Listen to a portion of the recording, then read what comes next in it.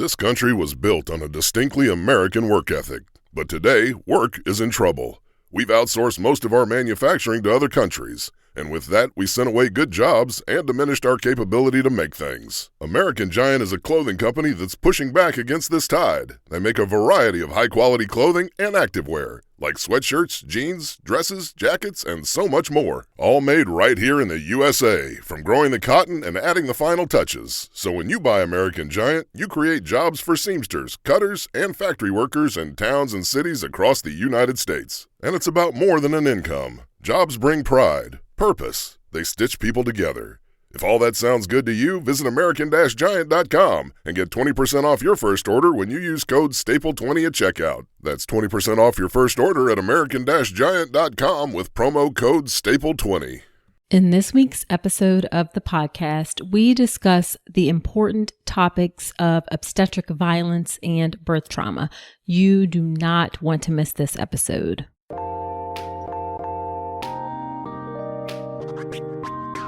Welcome to the All About Pregnancy and Birth podcast. I'm your host, Dr. Nicole Calloway Rankins, a board-certified OBGYN physician, certified integrative health coach, and creator of the Birth Preparation Course, an online childbirth education class that will leave you feeling knowledgeable, prepared, confident, and empowered going into your birth.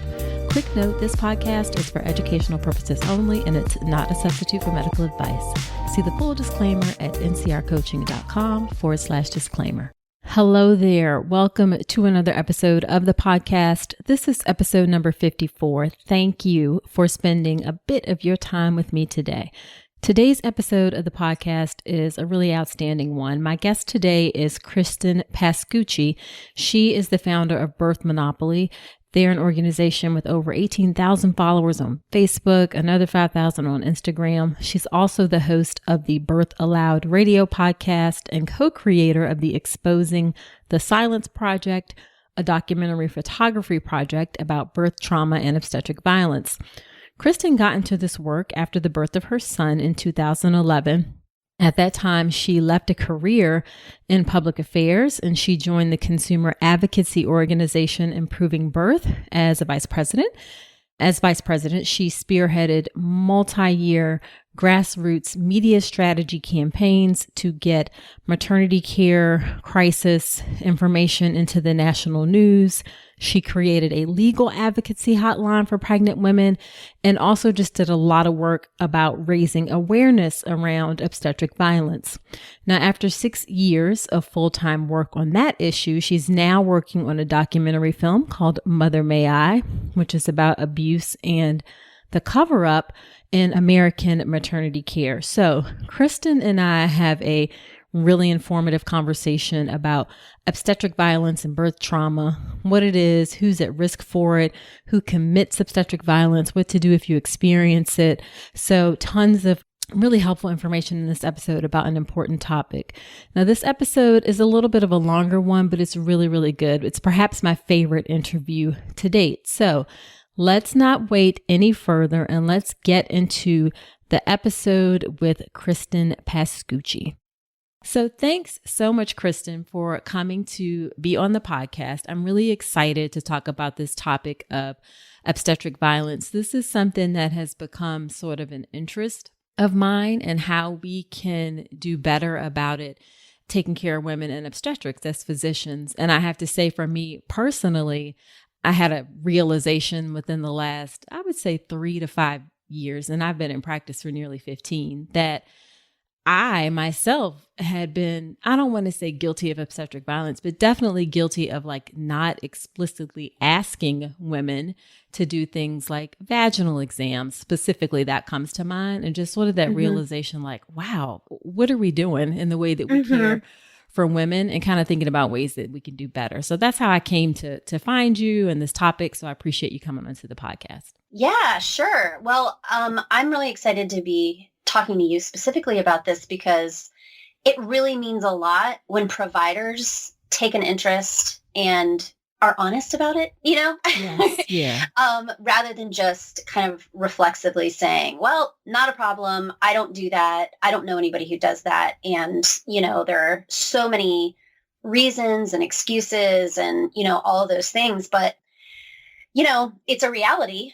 And I think it's people like you who can be really valuable allies and can really make the change where it needs to happen, Well, thank you. I appreciate that. I hope so, because we certainly need to work together with folks to help really give women the care they deserve. Yes. Well, thank you for doing that. Yeah. So why don't you start off by telling us a little bit about yourself and your work and even your family, if you want to. Oh, sure. Okay. I have a son who is 7 and he's going to be 8 soon. And he is crazy and he's awesome. Don't we all say that about our kids?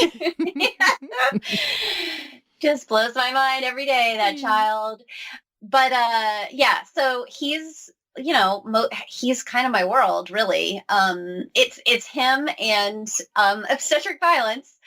So I got involved in birth advocacy stuff right after he was born, because right before he was born, my provider was trying to pressure me into an induction for going past, 40, 41 weeks. And I really couldn't get any solid answers out of her, like research or, numbers or, anything definitive about what the risks were of continuing a pregnancy versus inducing. And I ended up avoiding that induction by switching providers and switching hospitals. At the very end? I was 41 weeks and 6 days. Wow. I did that. Okay. Yeah, I know. I know. Yeah. And after I did that, I just thought, wow, that was just such a crazy experience. I can't believe that she thought I was just going to say, okay, like, didn't she know that I'm like an intelligent adult who makes decisions about my own life? It was like, clearly that there was this expectation that I was just going to like do what I was told and not really based on anything. And my professional training, which has some politics in it, I know that you're never, ever supposed to take a deal that you feel pressured to take. If someone is pushing you into something and it's kind of a 50-50 either way, you say no. Like, that's just the default. And so that's what I did. But it was just, trying to figure out what had happened later was so eye-opening for me. That people thought it was so wild that I had switched care, because it seemed like such an obvious thing to me to do. Mm-hmm.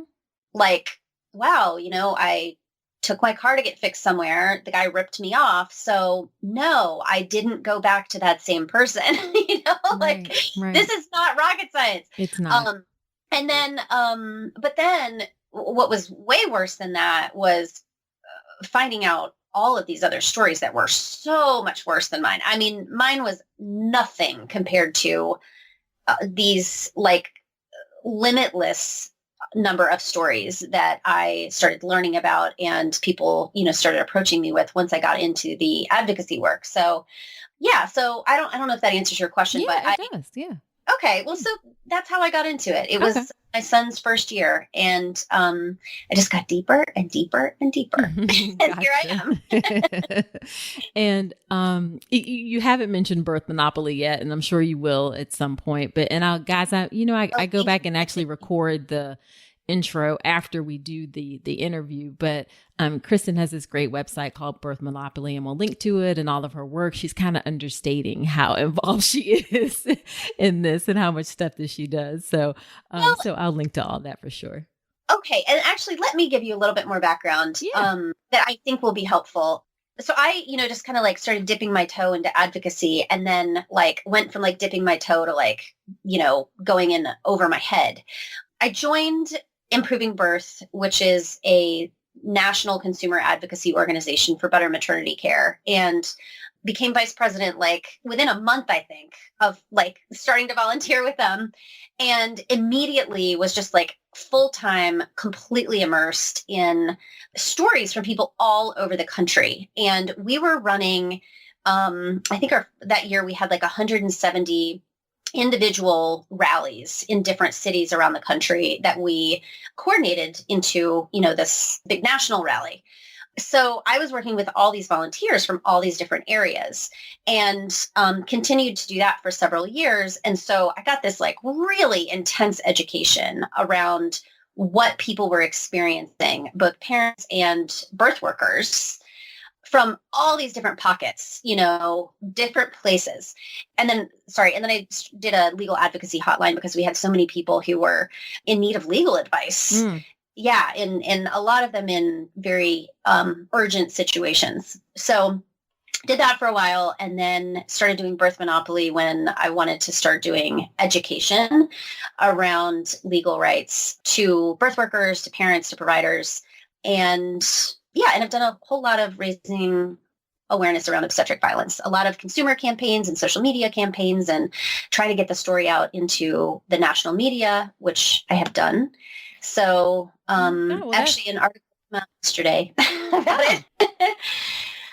Yeah, in Vice. I'll send it to you. Oh, nice. Please do. Yeah.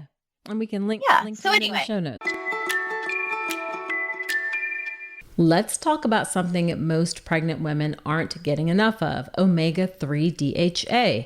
The recommendation is over 200 milligrams a day, but less than 5% of pregnant women in the U.S. meet that. That's one of the reasons I love Ritual's Essential Prenatal. It has 350 milligrams of vegan DHA, plus other key nutrients like methylated folate and choline to support baby's neural tube development. As an OBGYN, I appreciate that Ritual goes beyond the basics. The formula is science-backed, third-party tested for heavy metals and microbes, and every ingredient is traceable. And the delayed release design, it's gentle on the stomach, something that really matters, especially if there's trouble with nausea during pregnancy. You deserve to know exactly what you're putting into your body, especially when it comes to prenatal multivitamins. And with Ritual's dedication to traceable science and sourcing, you always will. See for yourself with 25% off your first month at ritual.com/Dr. Nicole. Start Ritual or add Essential Prenatal to your subscription today. That's ritual.com/Dr. Nicole for 25% off your first month. Well, that's a great segue into what exactly is obstetric violence. Yeah, so there is not one definition, but Venezuela actually put a definition into law, and I really like parts of this. So I'll read you a little piece of that. Sure. So the appropriation of the body and reproductive processes of women by health personnel, which is expressed as dehumanized treatment and abuse of medication, and to convert the natural processes into pathological ones. And this part is important, bringing with it loss of autonomy. So I think the kind of important pieces there are appropriation, dehumanization, and loss of autonomy. So this is it's a concept. It's not a legal cause of action. You can't sue for obstetric violence, but some of the things that fall into the obstetric violence spectrum would be considered actionable legally. Does that make sense? Yeah, it totally does. And maybe if you can give like a couple of practical examples of. Sure. Yeah.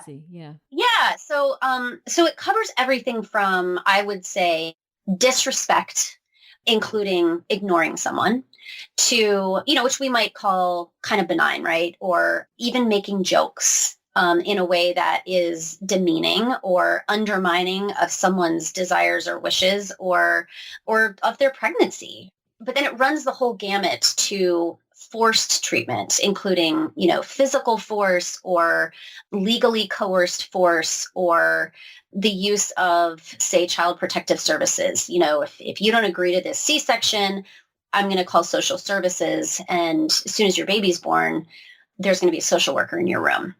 So kind of runs the whole gamut. If I recall, you have like a great infographic on your website that kind of shows what the spectrum is, and we can link to that for sure. Thank me about that. Yes, there's the obstetric violence culture pyramid. Yes, I will provide that. Yeah, thanks. Awesome. Awesome. So how is obstetric violence different than birth trauma? So obstetric violence might be the cause, and then birth trauma is sort of the outcome. Got it. Okay. Would be a really simple way to explain it. I would say a lot of birth trauma is because of obstetric violence. And let me back up a little bit on that term birth trauma, because for most of history, birth trauma has meant like an injury to a baby because of the birth process. That's generally what we've thought of it as. And then it sort of evolved into, we're now acknowledging that it includes psychological trauma. Yes. So say the birthing person is fearful for their life or their baby's life. And then it keeps evolving into also loss of dignity, which might not sound like that, severe, right? But it is though. Yeah, it is. It is. I mean, and that's what we find in the research is that it's really a big deal. Yeah. That you can walk out of childbirth with PTSD, on the level that a combat veteran would have after not risking your life, if that makes sense. Yeah, it does. After a birth that maybe didn't really have any medical complications. There wasn't any major emergency, but the way you were treated in that very vulnerable state at a very vulnerable time leaves you with such a catastrophic loss of dignity and loss of autonomy, that you're left with these really severe psychological effects. Anyway, so I just wanted to kind of differentiate a little bit. That was really important. Yeah, I appreciate that. Yeah, sure. So, and what we also know from the research is that the majority of what we call birth trauma is actually that second category that has to do with the loss of dignity and the loss of autonomy. Yep. It's not because of medical emergencies, which is what most people think of it, of birth trauma as being. So, so for that reason, I think it is really important to focus on obstetric violence, because if it is, one of the major drivers of the majority of birth trauma, that's a big deal. Absolutely. Absolutely. And I think we as a profession have done a really bad job of recognizing the importance of how a woman feels after birth and how that is such a crucial component of her overall health. For sure. I mean, I've heard the expression before, and I can't remember where I heard it from, but we treat pregnancy like a piece of candy. And once the wrapper is unwrapped and the candy is out, then we just throw the mother away and kind of forget about her in a sense. And we do the thing that I hate with, well, as long as your baby is healthy, which drives me insane. It's the first item on that infographic that you mentioned. The one at the very bottom is all that matters is a healthy baby. Yeah, and it's so much more than that. Yeah, so. I think that's a really sneaky way of being obstetrically violent. Right. For sure. Now, how common do you see or hear stories? I mean, I know there's not any sort of national measurements or anything, but how common do you hear stories of women experiencing obstetric violence? Boy, I mean, yeah, I really wish we could put some numbers on it. So, I mean, I hear the stories all day, every day, because people know to contact me, Right. But I will say that I have spoken with so many doulas, birth workers, nurses who say it's so pervasive where they are. And they have more of, a bird's eye view of it. So, I can think of a doula recently who said, I've literally never attended a birth where there hasn't been some measure of obstetric violence.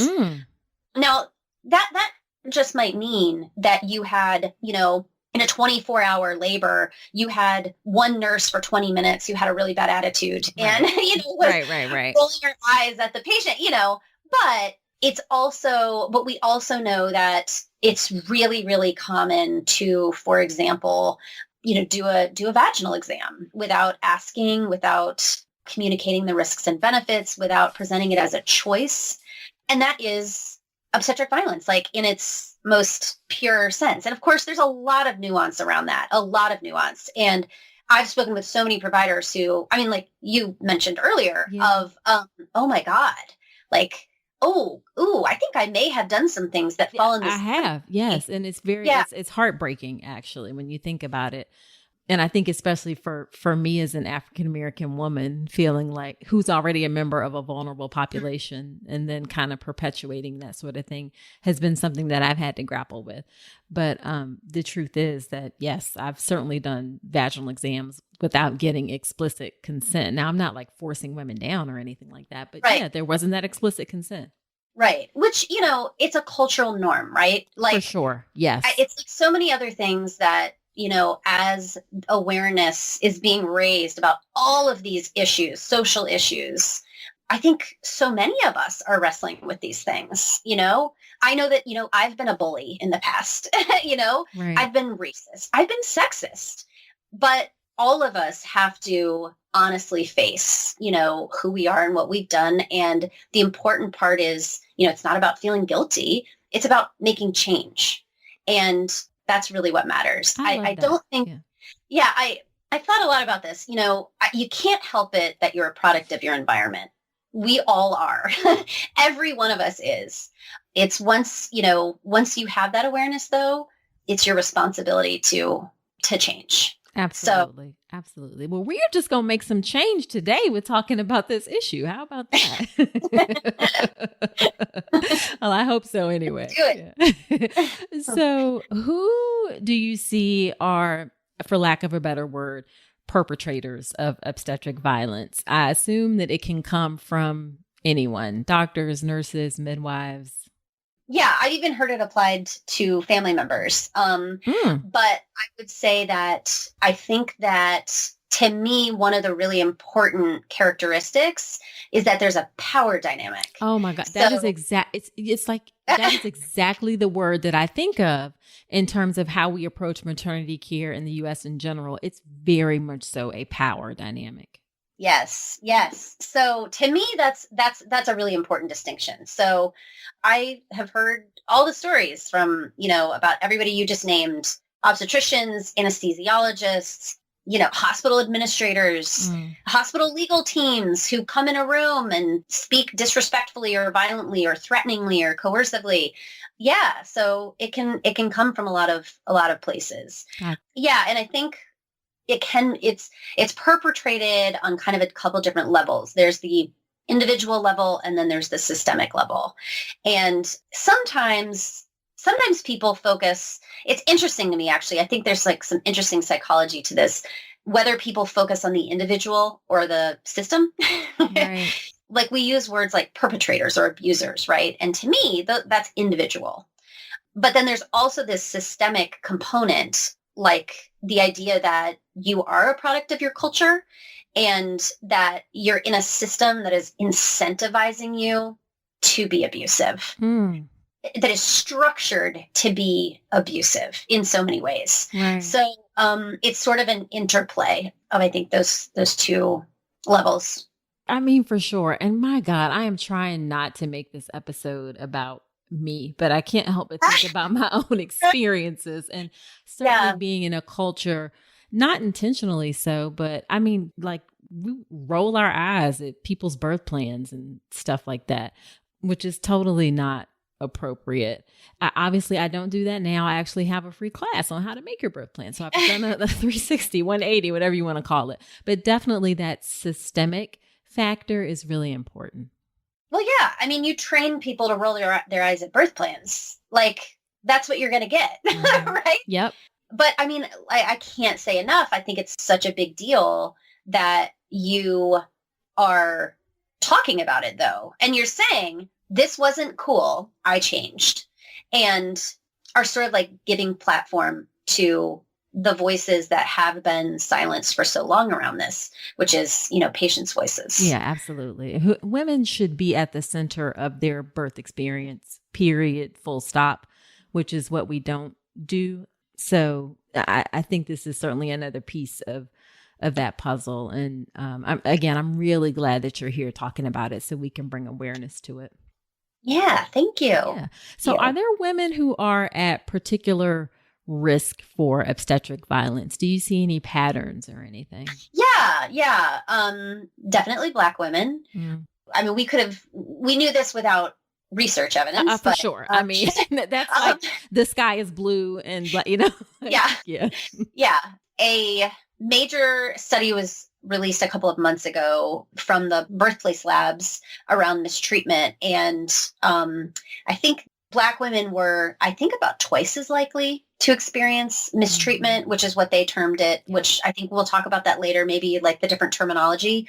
And then, anybody else you can think of as a marginalized group or an other, people who are differently abled, people who are maybe gender nonconforming, or people who are young, teenagers, people from really any color other than white, Right. People whose first language is not English, people who are using state insurance. Yeah, there are a lot of different layers of oppression that stack on top. I mean, it kind of is really consistent with what we see in society in general, Gotcha. Yep, for sure. For sure. Now, you mentioned terminology. You said mistreatment. Are there other terms that we should be kind of aware about? Yeah. So obstetric violence was a term that was coined by South American activists. So people who had experienced obstetric violence and witnessed obstetric violence, or, what they then named obstetric violence.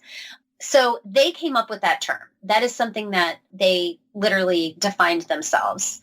And we've seen the World Health Organization has termed it disrespect and abuse. Okay. That birthplace lab study generally called it mistreatment.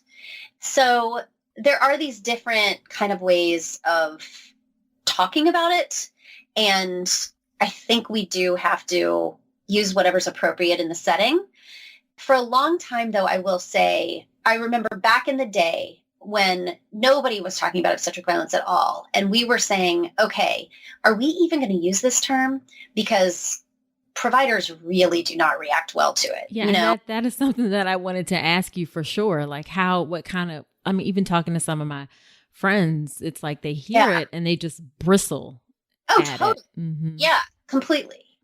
Yeah. I mean, that was my experience. And then, in my circle of colleagues, that was the feedback we were all getting and like directly getting was, well, I mean, but could you use a different word or could you use a different term? Because that is, it's really a turnoff.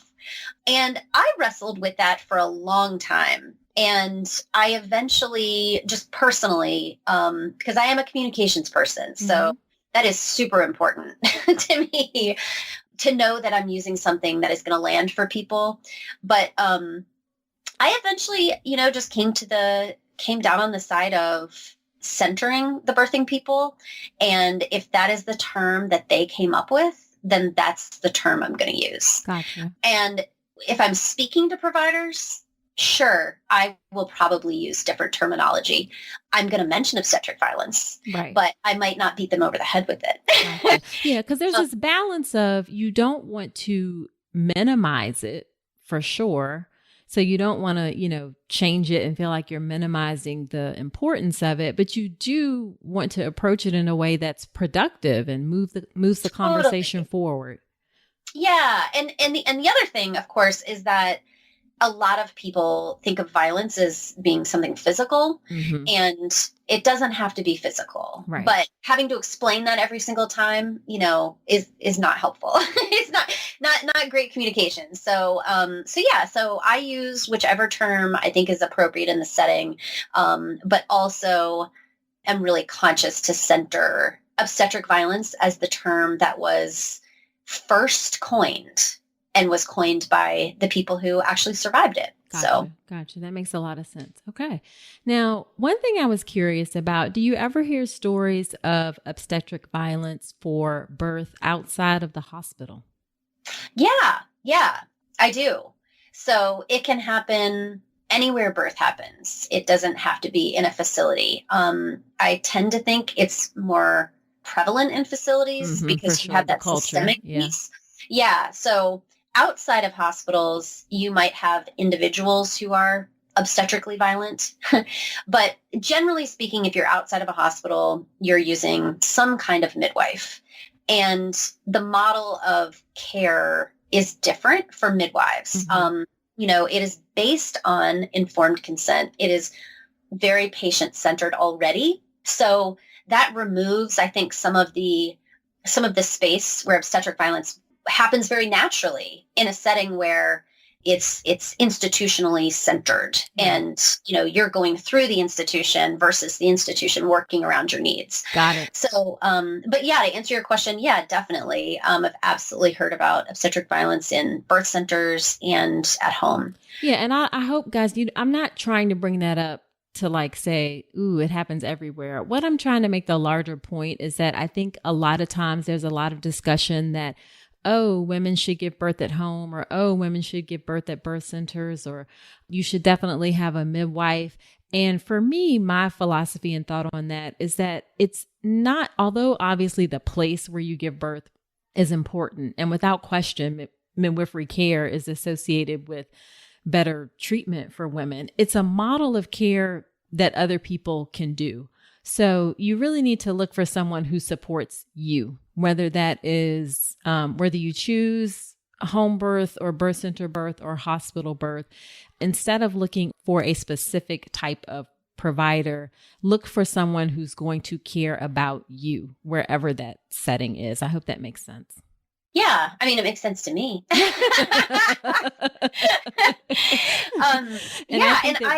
In my experience, like if a parent were to ask me about this, I would say I would always be aware of this. I would always be on the lookout for it. I would also be smart about it and know that walking into a hospital is going to make it, I would say, and this is just my opinion, more likely than not that I'm going to experience. Yeah. Yeah, unfortunately. Yeah. And then I think later we'll probably talk about some solutions. So then I'll finish that thought so I don't mix up our topics. Got it. Perfect. All right. So when you talk to healthcare providers about obstetric violence, what has been your experience? You kind of touched upon this a little bit earlier, but when you kind of bring it to those forums, what happens? I get a lot of blank faces. Sometimes people get really defensive, and I can hear the trauma coming off of them. I have a lot of experience dealing with trauma, trauma, period. Trauma, secondary trauma. And so I can sense it when there's trauma underneath, when there are maybe feelings of guilt. And so sometimes I can smell it. And I often do not have the time, and it is not the place to get into it. But what I usually want to say is I just want to give you a hug right now. Right. I want to tell you that I want you to get some therapy. I want you to go get some professional help. You need to talk this stuff out. Right. There's a lot going on in there that I know that you haven't processed or unraveled. And it comes out because a lot of times I will, we'll start off talking about a topic, but then they go off into some sort of story about it that maybe it's not exactly applicable to what we're talking about. And I think to myself, oh, this is something they haven't processed. They absolutely need to be going and doing some therapy around, whatever is coming up for them right now. But anyway, sorry, I didn't mean to get off on a tangent on that. No. But yeah, so I would say definitely hostility and defensiveness. But I have also been pleasantly surprised that there have been so many providers who have said, thank God people are talking about this finally. Right. I'm so glad that you're talking about this. Right. Also, any doctors? I'm curious. I hope. Yeah. Okay. Yeah, it's interesting for me because I would say for every positive person, there's a negative person, which is, you speak. That's not a fun place to be as a speaker. Right. But it's worth it, I think, because for those providers who look at it as, yes, this is real. This is true. This is information I need to know. It is really liberating for them. And I have stayed in contact with a lot of providers who, maybe I met at a speaking engagement, who then follow up to say, oh my God, after your talk, and I don't mean to make it about me. It could be Sure. any sort of like moment they had, where they go, oh my gosh, like after that, after I had that realization, I started talking to my one colleague and she said, yeah, same thing. Like, what are we going to do? And they've changed the way they practice and they've started making changes at their facilities and their environments. Well, that's really exciting to hear. Yeah, it's really awesome. I do think it's one of those things that once you become aware of it, once you see it, you can't unsee it.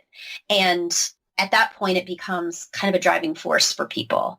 It's hard to go back to treating people in a way that is harmful once you know that it is harmful. Absolutely. And you care, if you're a person who cares about that. Absolutely. So I think that's really awesome. Okay. I love hearing those kind of like success stories. Yeah. So there's work to do, but there's some hope as well.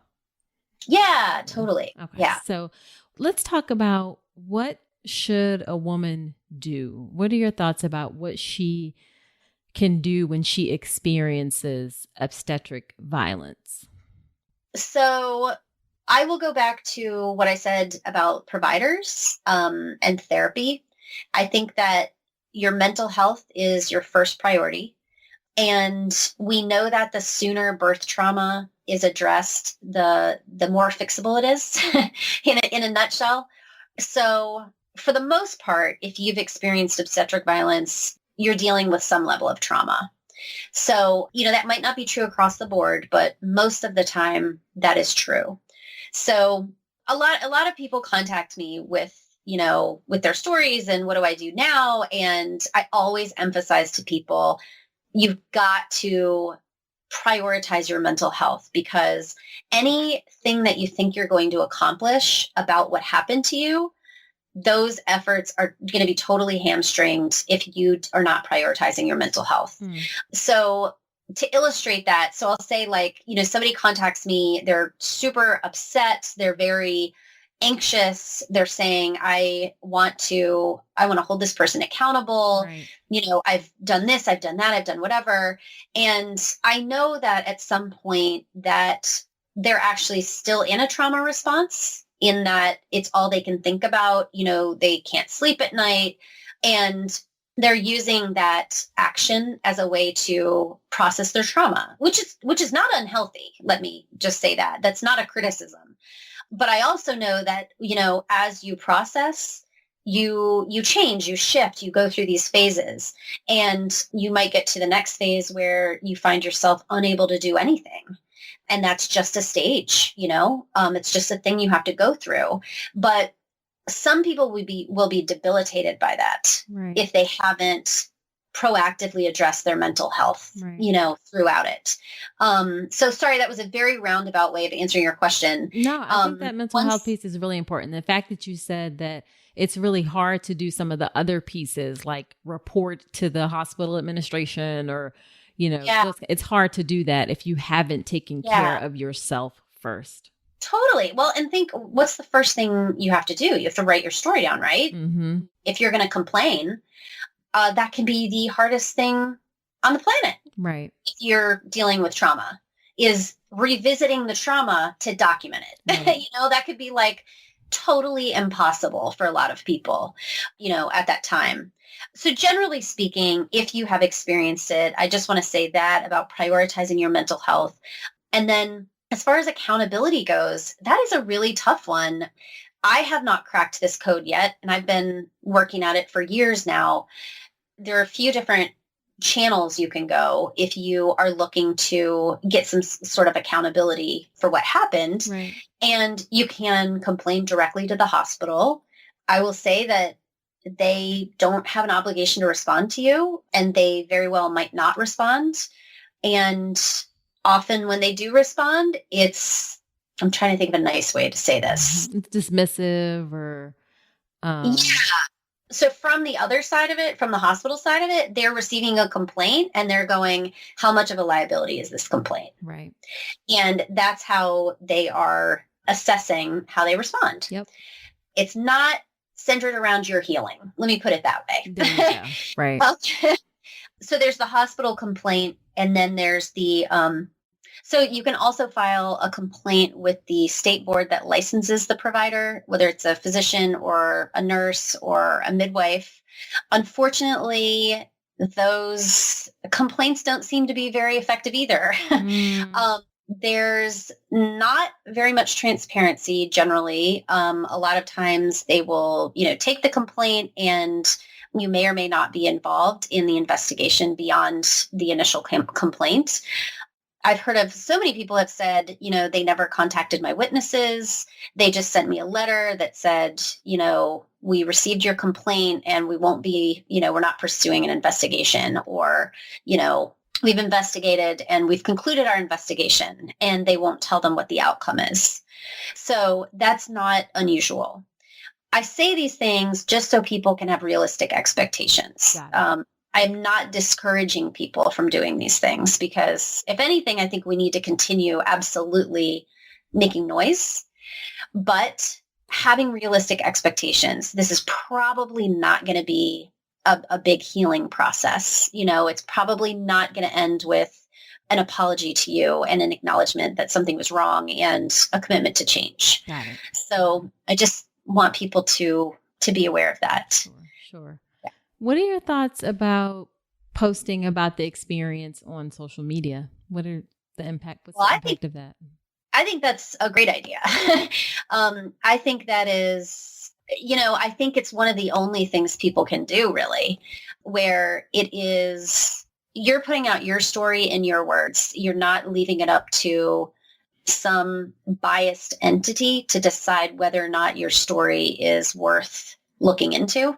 Does that make sense? Absolutely. So I think it can be very healing in that it's on your own terms. I would also caution that it can be also traumatizing to see the responses. Often people will tell me they feel very validated when they posted their story, maybe like on their Facebook page or something. Right. Because so many other people said, oh my God, the same thing happened to me. Or, oh, it was Dr. So-and-so. Yeah, he did something like that to me. Or, yeah, I experienced something like that, but I didn't even recognize it as abuse until you just said that. And now I'm realizing that I wasn't the only one. And if this wasn't a one-off with me, then this is an abusive, practice that this person's doing. So I think that's really awesome. Getting that validation from your peers and your circles, I think, is so important to people for their mental health, as opposed to literally being, like offering it up to an authority that is supposed to take care of you and having them invalidate what happened to you. So yeah. And then I have a resource on my website where people can submit their stories, and then they're pinned by location to a map. And, you can share whatever you want there. You can share what happened. And I think having all those stories in one place is really powerful. Yeah, for sure. I looked at that map and looked through some of those stories, and it was certainly it gives you an extent of how common it is, unfortunately. Yeah. And I think, there would be so many more stories there if people weren't dealing with all of the trauma, Right, for sure. Because there's certainly some element of maybe you just want to try and get past it. Like, you don't want to talk about it. You don't want to, so, and you want to focus on the happy part of having this baby. So I can see how it can be very complicated for women to make those decisions. Yeah, it is. But, one thing I want to say about that, or two things actually. Sure. Two things I want to say about that is trauma doesn't go away on its own. It's not something you can put in a box and lock away and have it never affect you again. It just doesn't work that way. Especially if you ever plan on having more kids. I don't know how many people I've talked to have said it was, the second I found myself pregnant again, I was right back in the absolute worst of my trauma, that I had locked away for 4 years. Absolutely. And thought I was over it. And then, oh my God, there I was pregnant and having it all rush back to me. So having to deal with it on that, shorter timeline with all of the stress of, an upcoming birth and everything else. So I just want to say to people that you have to go through it. You can't go around it. But the second thing I want to say is that you absolutely can heal from it. There is so much potential for healing and growth after birth trauma, after obstetric violence. And I have seen amazing things happen. And I work with amazing therapists and psychologists and researchers who, can lay it out in very black and white terms. Here's how you heal, this is fixable. And I don't mean to make it sound like we're machines and you can just tinker with some parts. And maybe I should back that up and say that you can be better than what you are now. Right. It can be better. The trauma can be mitigated. So I just want to give people that kind of message of hope about it, that it's absolutely something that you don't have to just take it and think that that's going to be your life from now on. Yeah, that's really important to hear, that you can get past it. Yeah. You have to go through it though. That's the thing. Gotcha. You can't just stuff it in a box and hope that it goes away. And, but back to the social media, I forgot to say that I can tell you that if you post things on social media and tag hospitals, that can very often be a way to get people to actually pay attention, because they detest that sort of public negative attention. Yeah. I always say that's bad PR is the only thing hospitals are more afraid of than lawsuits. Pretty much. Exactly. So what do you think needs to be done to eliminate obstetric violence? And I say eliminate intentionally as opposed to reduce, because I really think this is something that could be eliminated with some things like cultural shifts and, so what do you think needs to be done to eliminate it? Sure. Boy, I don't have a great answer for this, because I don't know where it has been completely eliminated. But I can say that there's a whole lot we can do. For one, I think starting with an awareness, not awareness isn't a strong enough word, acknowledgement and commitment to our rights in birth. I think that would fix, the majority of the problems right off the bat, because everyone is entitled to informed consent and refusal in their healthcare. So if every person around every aspect of their healthcare was getting that proper informed consent, that would naturally fix the coercion and the pressure and the force and the offering, or, the presenting procedures as if there's no choice. Gotcha. So, and then maybe this is a time for you to talk a little bit about, and I know this could be a whole nother podcast episode, but what is informed consent and informed refusal? Oh, sure. Well, so those are basic human rights and legal rights in the United States and in most of the world. So it's based on the concept of autonomy, that you own your body. And if someone else is going to do something to your body, they need to explain to you why, all of the factors about that, and then ask you for permission in a very general sense. So informed consent means that if a provider is suggesting to you that they want to do X, Y, or Z, that they must have a discussion with you about the risks and benefits of that procedure that they are suggesting, the risks and benefits of any alternatives to that procedure, and the option of doing nothing and, what that might look like. And it means that you have time to ask any questions you might have, to share any information you might have about your own body or your own situation or circumstances. Like a very quick example might be somebody with high blood pressure who says, oh, well, I always get, my heart races every time I walk in a doctor's office. Well, that's really relevant information, right? Right. But as a provider, you're not going to know that unless the person tells you that. So my point is that patients often have very valuable information. It's kind of a lame example, but patients have information as well. It's not a Absolutely. one-way street. Yep. So then after that would be respecting whatever decision you make. And certainly there's room in there for the provider to give advice, to say, well, this is what I would recommend you do. This is what I would suggest. But that's only alongside unbiased information about the procedure and its risks and benefits and its alternatives. And finally, the provider needs to support the choice of the patient. It's not the provider's body. And the patient gets to decide what happens.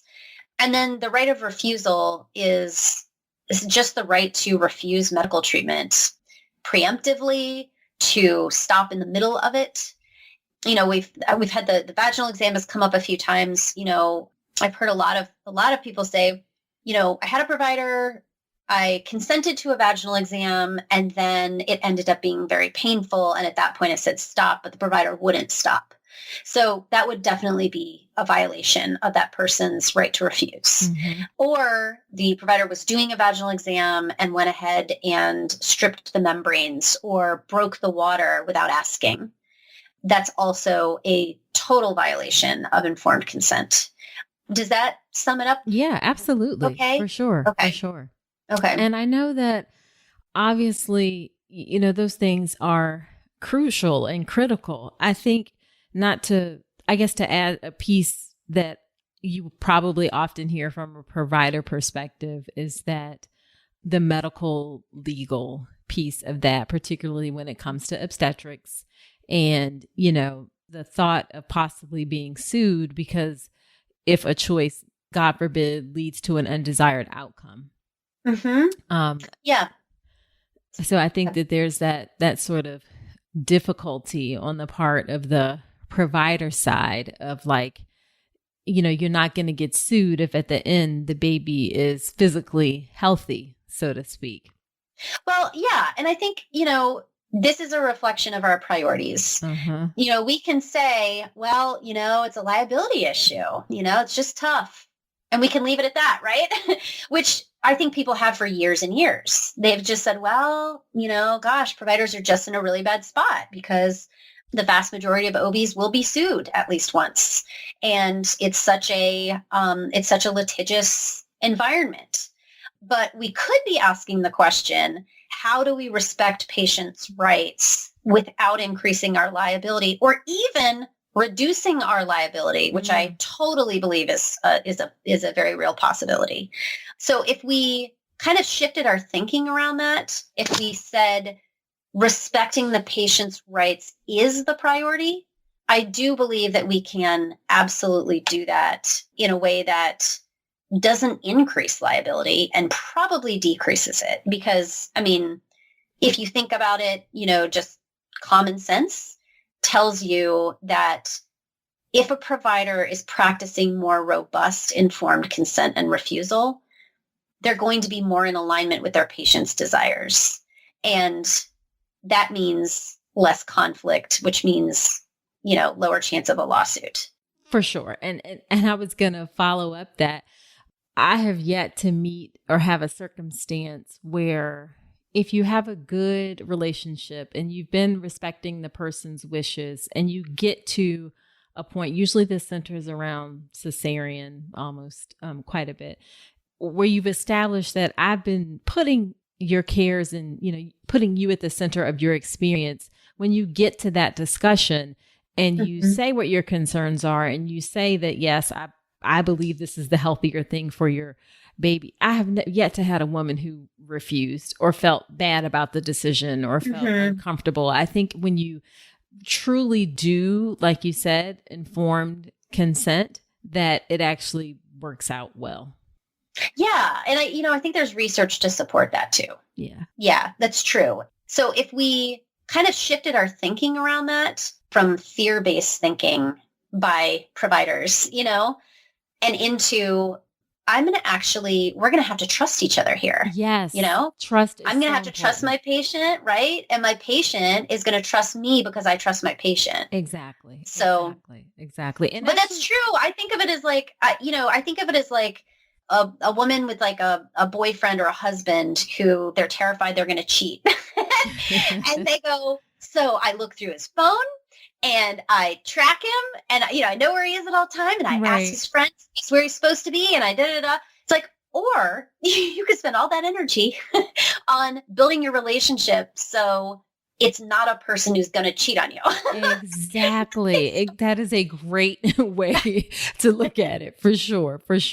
Because, and like, I have never met a woman who doesn't want a healthy baby and for her to be healthy after her birth. Like, there's not a woman on earth who doesn't want that to happen.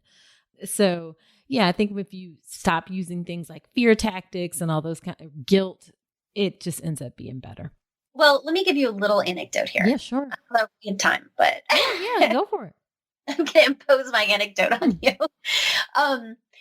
So Dr. Jessana Cooper is an OB in Birmingham, Alabama, and she kind of transformed her practice when she came at it not from an outcomes perspective, but from a feminist perspective. She said, I'm a feminist, and it's really important to me that women are in charge of their own bodies. So we are just going to start leaving the decisions up to our patients.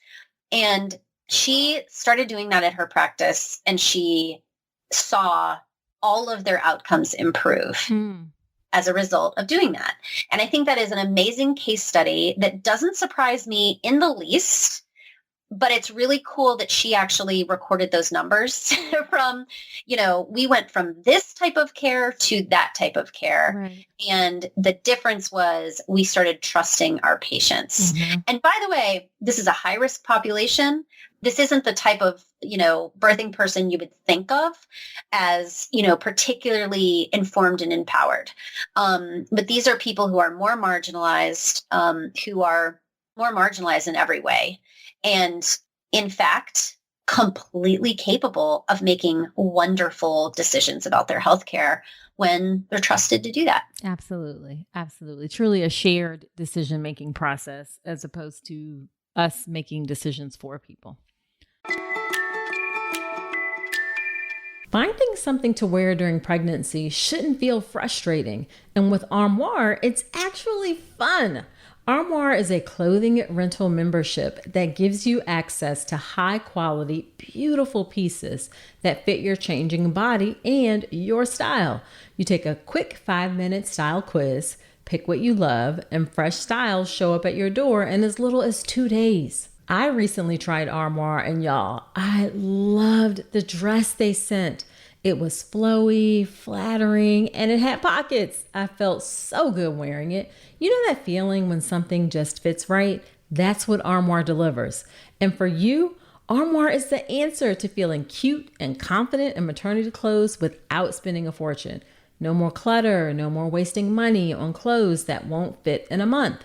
Just stylish, feel-good options on your terms.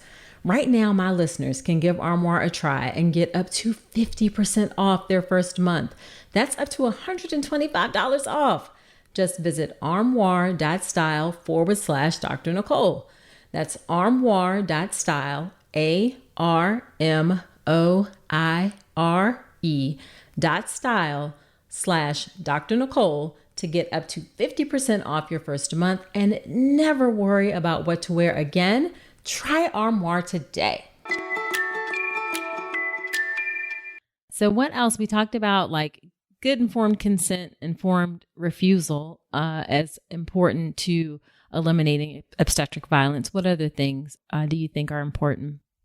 Well, I think culture shift is maybe the most important thing in institutional culture. Yeah. And boy, is that a biggie. That's not an huge one. That's not an easy thing to change. Yeah. I'm not even sure like where to start with that. I know of a couple of facilities where they have successfully done that, and it takes everybody, you can't have just like one great physician who wants to see culture shift, they can't do it all by themselves. It's gotta be top down. Administration absolutely has to be actively pursuing that positive, patient-centered, respectful culture. And that includes staff. I mean, that includes, anybody who works for or at the hospital. You can't abuse your staff and your physicians and then expect them to turn around and offer compassionate, patient-centered care.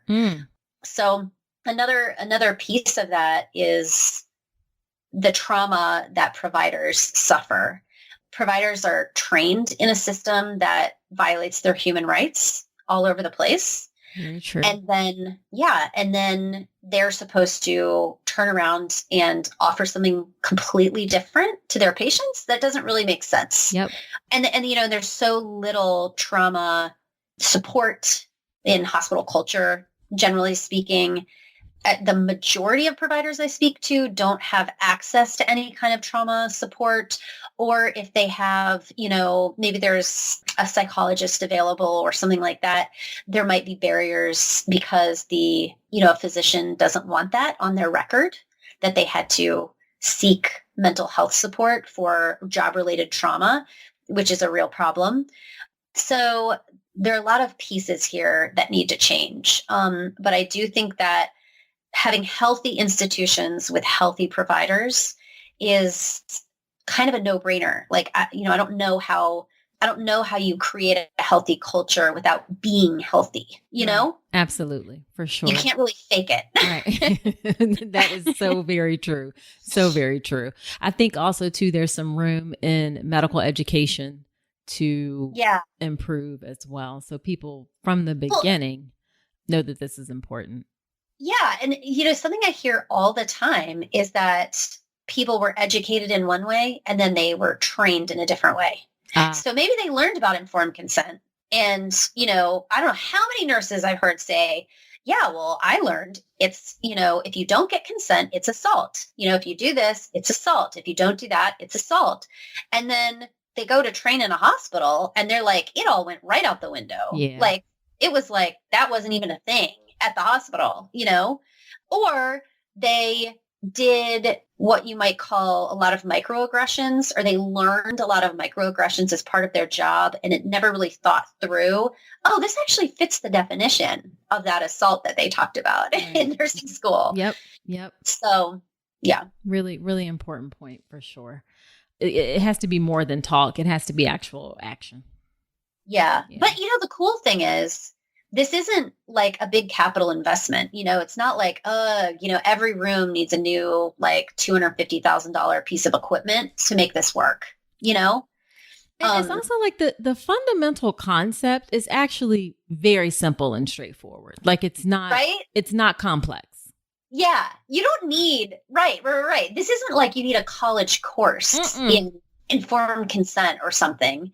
Or patient rights. It is super, super simple. You're absolutely right. And a lot of it, it's just a willingness, it's an attitude change. Absolutely. For sure. So anything else that you can think of before we wrap up with a couple questions? No, there was just one thing that I kind of wanted to add on to what I said earlier about trauma. I've mentioned psychologists and therapists a few times, and paying for therapy is out of reach for a lot of people. And I want to acknowledge that and also say that there are lots of ways you can heal from trauma that you don't have to pay for. And that is definitely not to discount, the wonderful trauma professionals. But often that's just not a possibility, Right.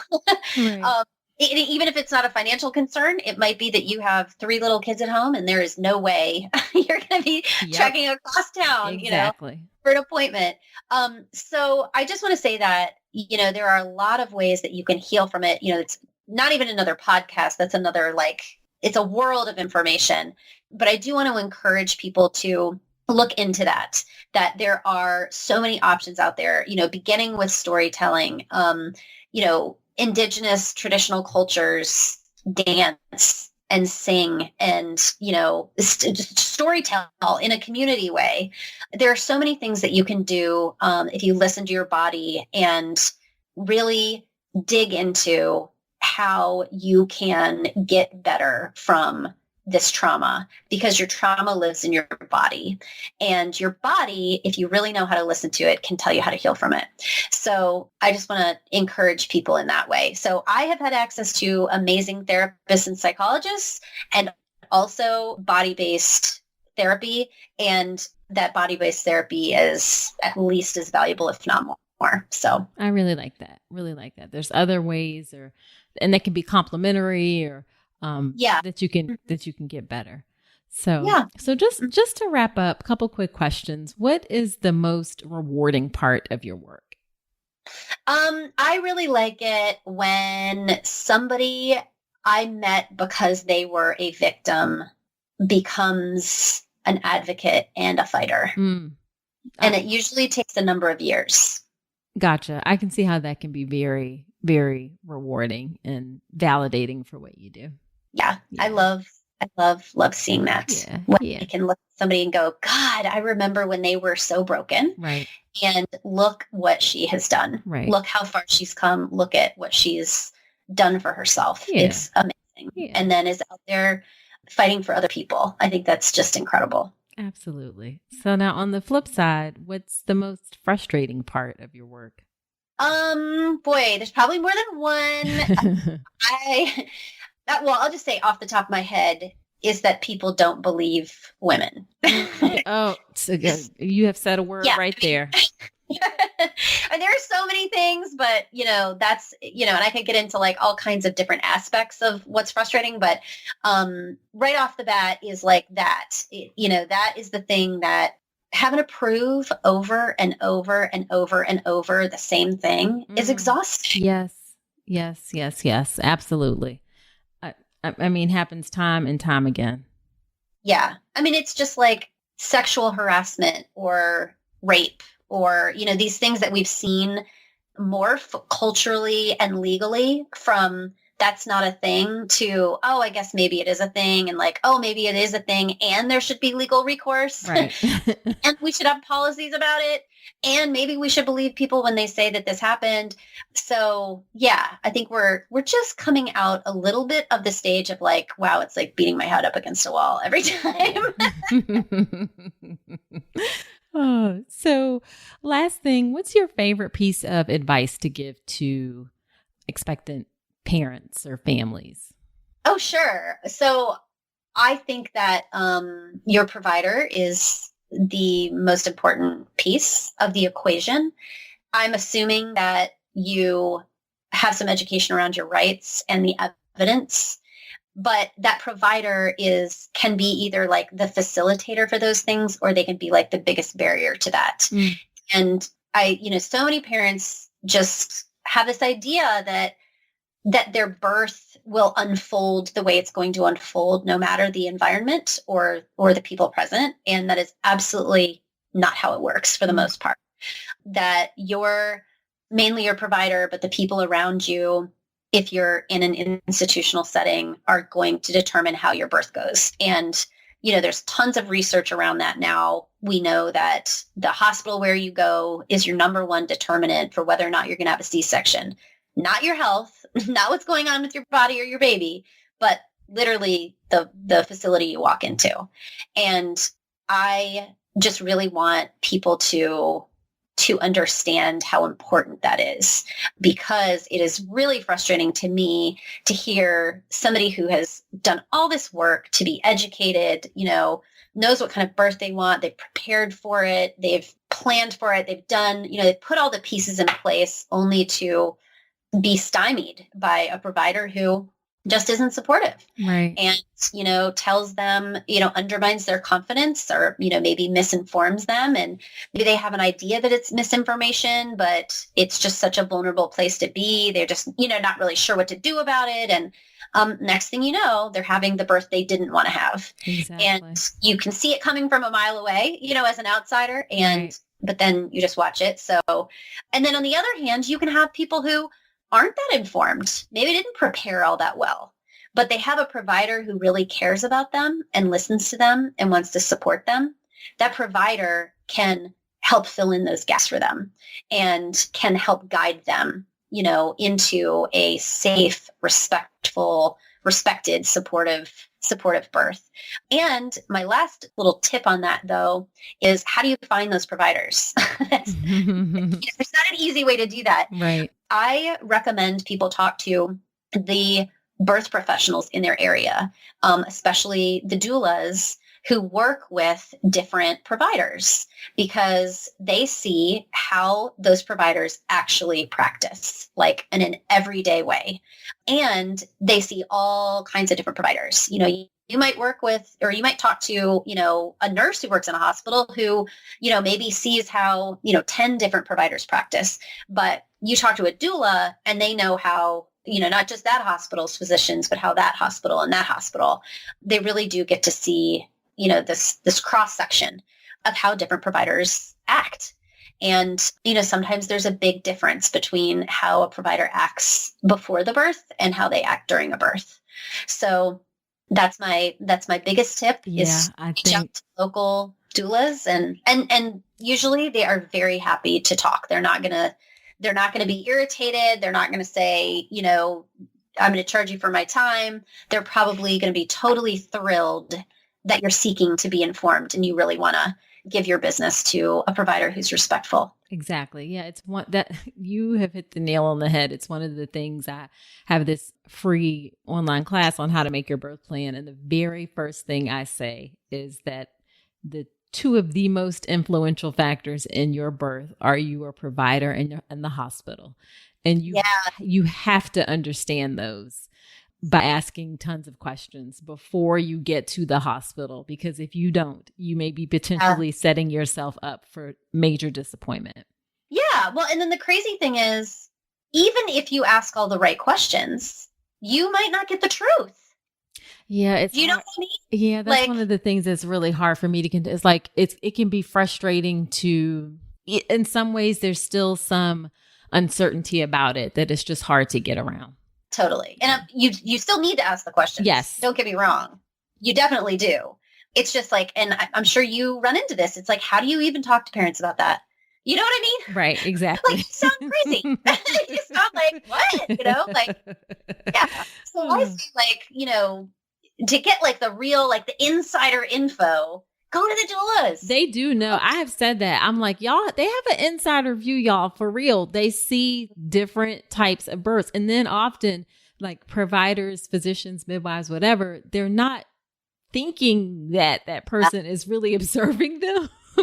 They're like a witness in the room. Yes. Yeah. Yes. So I agree 100% with Cristen that doulas are great in general, but they are certainly great for having that insider information of seeing how different providers actually are during birth. Mm-hmm. Yeah, for sure. Okay. So thank you so much, Cristen. This has been a really, really informative interview, and I'm so glad that you were able to come on. Thank you. I'm glad we got to talk for a long time. Yeah. So where can people find you? My website is birthmonopoly.com. I'm making a film, and that is at mothermayIthemovie.com. Okay. I know I'm forgetting 50 things. No, that's okay. Are you on Instagram, Facebook? Yes. /birthmonopoly for Facebook and Instagram. Okay. Yeah. And what is your film about? Obstetric violence and birth trauma. Okay. Why did I even ask that? Of course it is. Yeah, there's a trailer there right at the top of the page on the homepage if anybody wants to check it out. And we are actually updating that. There will be a new one within the next few months, and I'm excited to see what that is. Okay, awesome. Awesome. And I also do a Know Your Rights training for birth professionals, which is on my website. So if anybody wants to learn more about it. Yeah, absolutely. I have quite a few doulas who listen to the podcast, so I will link to that in the show notes as well. Well, again, thank you so much for coming on, and I appreciate it even through our couple of technical glitches here. All right, Cristen, take care. Wow, wasn't that something? A lot of great information about a tough but important topic that definitely needs to be discussed more. Now, after every episode where I have a guest on, I do something called Nicole's Notes, which are my top takeaways from the episode. So here are my top 2 takeaways from the episode with Cristen today. Number 1 is change providers if you need to. I've said that before and I'll say it again and I'll say it again and again.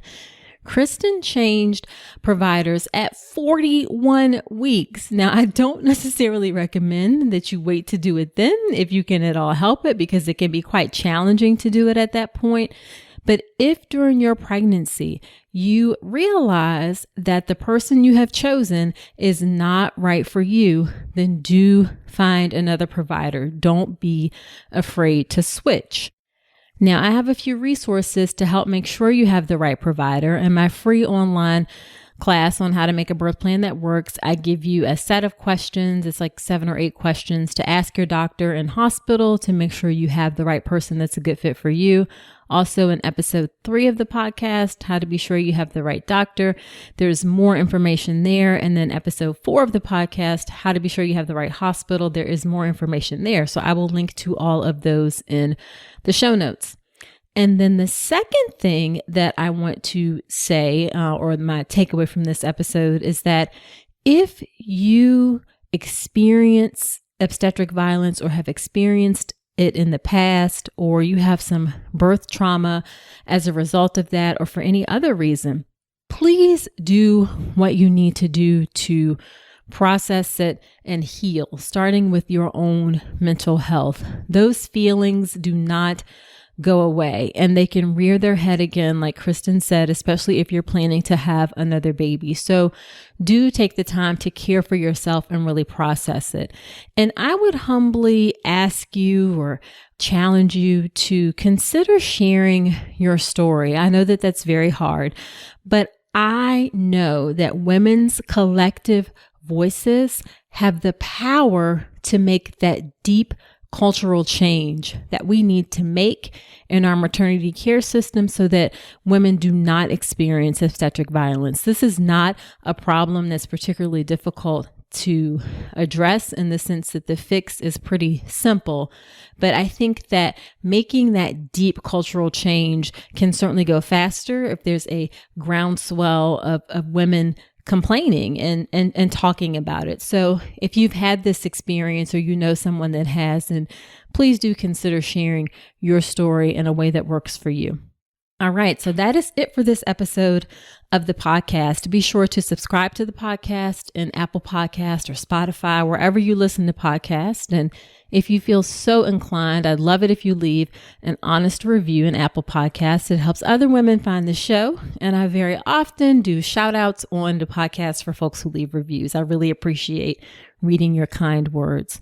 Also, do come join me in my free Facebook group all about pregnancy and birth community so we can talk about this issue even further. It's a great group, tons of supportive and helpful information and women. So you can find the group by searching for All About Pregnancy and Birth on Facebook, or you can link to it. We'll link to it in the show notes for sure.